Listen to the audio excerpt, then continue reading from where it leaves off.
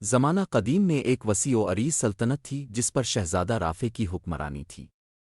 رافع ایک بہادر دلیر اور نیک دل شہزادہ تھا۔ اس کا خواب تھا کہ وہ اپنی سلطنت کو عدل و انصاف کا گہوارہ بنائے اور اپنے لوگوں کو ہر قسم کے ظلم و ستم سے بچائے۔ مگر سلطنت میں ایک بدنام جادوگرنی زاہرہ کا بھی خوف پھیلا ہوا تھا جو پہاڑوں کے پیچھے گھنے جنگل میں رہتی تھی۔ کہا جاتا تھا کہ زاہرہ نے اپنی جادوئی طاقتوں سے کئی بے گناہوں کو نقصان پہنچایا ہے اور اسے روکنا کسی کے بس کی بات نہیں تھی۔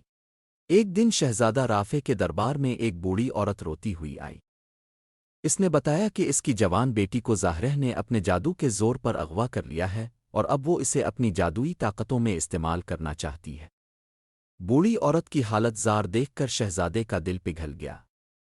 اس نے فوراً فیصلہ کیا کہ وہ خود زاہرہ کے پاس جائے گا اور اس سے بوڑھی عورت کی بیٹی کو چھڑوائے گا۔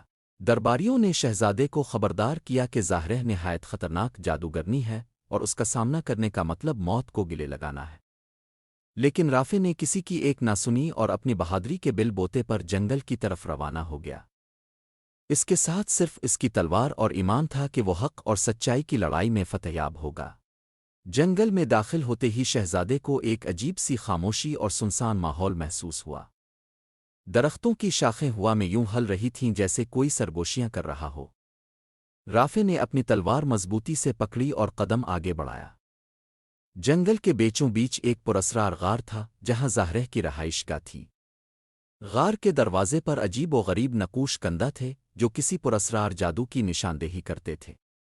رافع نے دل کو مضبوط کیا اور غار کے اندر داخل ہوا۔ اندر کا ماحول تاریک تھا، صرف چند موم بتیاں جل رہی تھیں جن کی روشنی میں غار کی دیواروں پر عجیب و غریب سائے رقص کر رہے تھے۔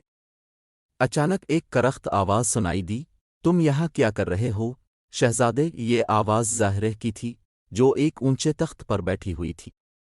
اس کا چہرہ خوفناک تھا، آنکھوں میں عجیب سی چمک اور ہاتھوں میں ایک سیاہ چھڑی تھی جس کے سرے پر نیلا شعلہ دہک رہا تھا۔ شہزادے نے اپنی تلوار اٹھا کر کہا، میں بوڑھی عورت کی بیٹی کو آزاد کروانے آیا ہوں اور اگر تم نے اسے کچھ نقصان پہنچایا تو تمہیں اس کی بھاری قیمت چکانی پڑے گی۔ زاہرہ ہنسنے لگی، اس کی ہنسی غار کی دیواروں سے ٹکرا کر گونجنے لگی۔ تم سمجھتے ہو کہ تم مجھے شکست دے سکتے ہو؟ تم انسان ہو اور میں جادوگرنی، میری طاقتوں کا تمہیں اندازہ نہیں ہے۔ شہزادے نے کہا، تمہاری طاقتیں چاہے جتنی بھی ہوں، میرا ایمان اور میری نیک نیتی تمہیں شکست دینے کے لیے کافی ہے۔ زاہرہ نے اپنی چھڑی اٹھا کر ایک جادوئی منتر پڑھا اور فضا میں نیلا شعلہ تیزی سے گردش کرنے لگا۔ رافع نے جلدی سے اپنی تلوار سے وار کیا لیکن شعلہ اتنی تیزی سے حرکت کر رہا تھا کہ وہ اسے چھو بھی نہ سکا۔ زاہرہ کے جادو نے شہزادے کو گھیر لیا اور وہ زمین پر گر پڑا۔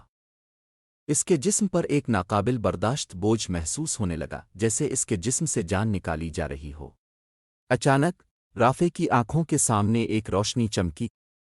یہ وہی بوڑھی عورت کی بیٹی تھی جسے زاہرہ نے قید کر رکھا تھا۔ اس کے ہاتھ میں ایک چھوٹا سا تعویذ تھا جسے اس نے شہزادے کی طرف پھینکا۔ تعویذ کے زمین پر گرنے کی دیر تھی کہ زاہرہ کا جادو کمزور پڑنے لگا اور شہزادہ ایک جھٹکے سے کھڑا ہو گیا۔ زاہرہ چیخ اٹھی، یہ کیسے ممکن ہے؟ بوڑھی عورت کی بیٹی نے کہا، تمہیں اپنی طاقت پر گھمنڈ تھا لیکن تم بھول گئی کہ سچائی ہمیشہ جھوٹ اور ظلم پر غالب آتی ہے۔ شہزادے نے فوراً موقع کا فائدہ اٹھاتے ہوئے اپنی تلوار سے زاہرہ کی چھڑی کو توڑ دیا۔ جیسے ہی چھڑی ٹوٹی زاہرہ کی طاقتیں زائل ہونے لگیں اور وہ زمین پر گر کر کمزور ہو گئی۔ اس کا چہرہ بدلنے لگا اور اس کی عمر ہزاروں سالوں کی طرح نظر آنے لگی۔ وہ اب ایک کمزور بوڑھی عورت بن چکی تھی جو اب اپنے کیے پر پچھتا رہی تھی۔ شہزادہ رافع نے زاہرہ کی طرف دیکھا اور کہا، تم نے اپنی زندگی جادو اور ظلم میں ضائع کی لیکن اب وقت آ گیا ہے کہ تم اپنی غلطیوں کو قبول کرو۔ زاہرہ نے روتے ہوئے کہا، مجھے معاف کر دو، میں نے اپنی طاقت کا غلط استعمال کیا، میں نے لوگوں کو نقصان پہنچایا۔ شہزادے نے اسے معاف کر دیا لیکن شرط یہ رکھی کہ وہ دوبارہ کبھی جادو کا استعمال نہیں کرے گی۔ زاہرہ نے سر جھکا کر وعدہ کیا اور شہزادہ رافع بوڑھی عورت کی بیٹی کو لے کر اپنے محل واپس آ گیا۔ اس دن کے بعد زاہرہ غائب ہو گئی اور شہزادہ رافع کی حکمرانی میں سلطنت میں امن و سکون لوٹ آیا۔ لوگ شہزادے کی بہادری اور نیک نیتی کی تعریف کرتے رہے۔